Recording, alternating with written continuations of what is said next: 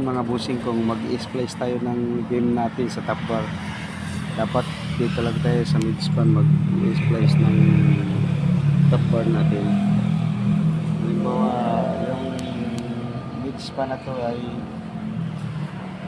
ang haba niya ay 3 meters. Hatiin lang natin sa tatlo. Dito lang tayo sa mid span na to mag-splice. Sa isang parte na 1 meter, dyan lang tayo pwede mag-splice ng top bar natin. Makikita nyo medyo masinsin yung stirrups nito kasi dinagdagan ko talaga to.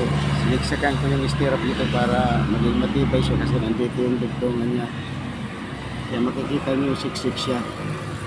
Kaya lagi natin tatandaan kung mag-splice tayo ng top bar natin sa beam, laging dito sa mid span palagi.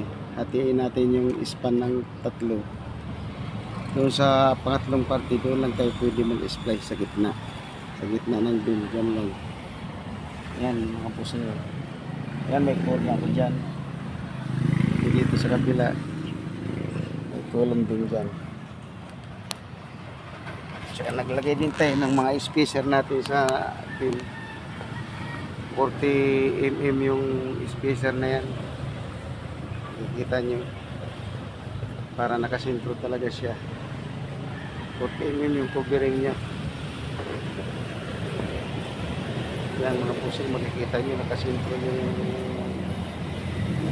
splice natin sa top bar.